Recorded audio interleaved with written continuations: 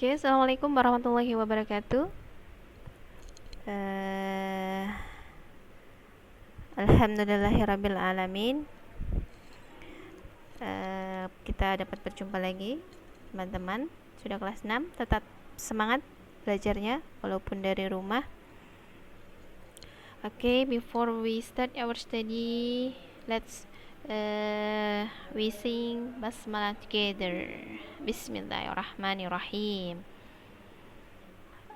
Oke. Berhubungan dengan materi kita sebelumnya, yaitu holiday. Holiday is berhubungan dengan kejadian yang sudah berlalu, kejadian yang lampau. Jadi ketika kita akan menggunakan itu, tentunya dalam bahasa Inggris kita menggunakan tense simple past tense. Ya, simple past tense. Sebelumnya di kelas 5 sudah kita bahas, tapi kita perkuat lagi. Apa sih simple past tense itu? Oke, yang pertama adalah fungsinya digunakan untuk menyatakan suatu kegiatan yang terjadi pada waktu lampau. Ya, jadi artian kalau holiday itu pasti kita ceritakan yang sudah terjadi. Oh, kemarin aku liburan di tempat nenek aku dan lain sebagainya. Oke, apa sih ciri-cirinya atau time signalnya? Biasanya ada yesterday, atau ada bla bla bla ago, atau ada last titik-titik. Ya, last week, last month, last day. Ya, itu ya. Jadi fungsinya adalah digunakan untuk menyatakan suatu kegiatan yang terjadi pada waktu lampau atau yang sudah terjadi.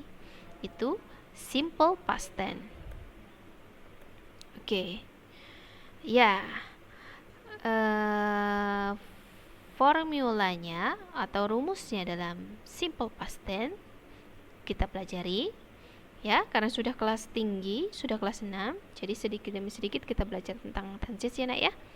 Ada dua jenis tentang simple past tense, dua jenis kalimat, yaitu for the first is nominal sentence.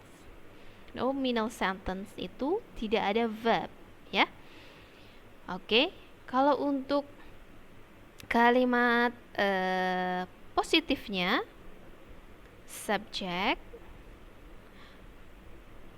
ditambah was atau were ya, dan ditambah 3C.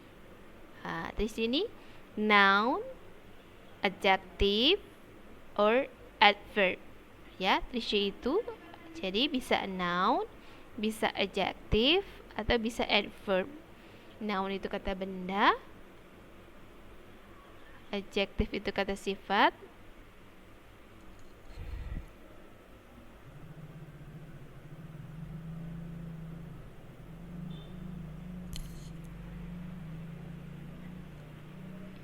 ya.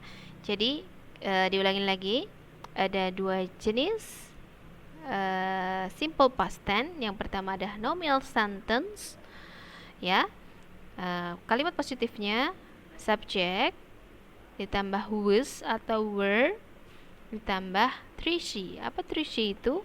3C itu bisa noun, bisa adjective, atau bisa adverb. Kalimat negatifnya subject ditambah was not or were not ditambah 3C. Diulangi lagi, 3C itu bisa noun, bisa adjective, atau bisa adverb. Ya, kalimat tanyanya kita was atau were-nya kita taruh di depan ya.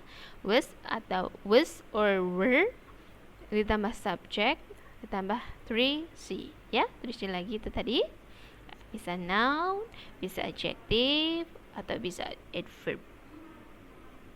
Kapan sih kita pakai was? Kapan kita pakai were? Kita pakai was ketika subjeknya I, he, she, it. Oke. kita pakai was ketika subjeknya I, he, she, it, atau subjeknya tunggal. Ketika kita pakai were, subjeknya you, they, we. Ya, you, they, we. You, they, we kita pakai were. Ya, atau jamak atau banyak ya, lebih dari satu orangnya ya. The second is verbal sentence. Verbal sentence itu subject, verb 1, verb 2 plus object. Ya, bisa dilihat di sini. Kalau kalimat positifnya subject, verb 2 plus object. Kalimat negatifnya subject, did not plus verb 1 plus object. Ya, kalimat tanyanya did-nya ada di depan plus subject plus verb 1 plus object. Ya, jadi kita harus paham verb 1 dan verb 2, regular verb and irregular verb. Ya, kata kerja pertama, kalau dalam regular verb itu tidak terlalu sulit kita membedakannya. Regular verbnya play, ini regular verb play. Kata kerja kedua played, travel, traveled, stay, stayed. Tapi dalam irregular verb sangat berbeda. Ya, kalau dalam regular verb biasanya kita tambah ed, tapi dalam irregular verb itu sangat berbeda. Jadi teman-teman perlu menghafal ya, banyak-banyak latihan supaya hafal. Irregular verb contohnya go, go itu verb 2-nya when, eat, ate, see, saw. Ya, jadi nanti teman-teman bisa baca lagi regular dan irregular. Yang pasti kalau irregular harus banyak mengingat, banyak menghafal supaya tidak salah. Yes, example, contohnya. Ya, di sini number 1 ada kalimat present tense. Jadi nomor 1 ini kalimat present tense, kita pakai present tense tensesnya supaya, kenapa Burhan membuat seperti ini, supaya teman-teman bisa tahu bedanya ketika present tense berubah menjadi past tense. Ya, present tense-nya he is happy now. Ya, kita rubah jadi past tense.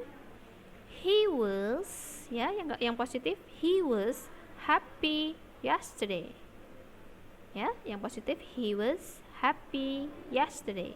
Kalimat negatifnya, he was not happy yesterday. Kalimat tanyanya, was he happy yesterday? Ya, the second example, they visit the museum. Kalimat positifnya, they visited the museum last week. Kalimat negatifnya, they didn't visit the museum last week. Kalimat tanyanya, did they visit the museum last week? Ya.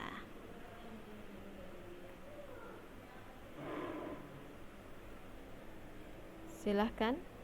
Ya, change the sentence.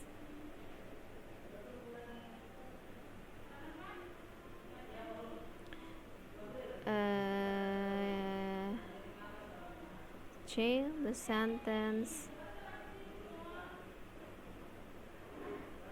Ya, mohon maaf, ini ada kesalahan penulisan ya. Change aturan ini as sentence below using simple past tense.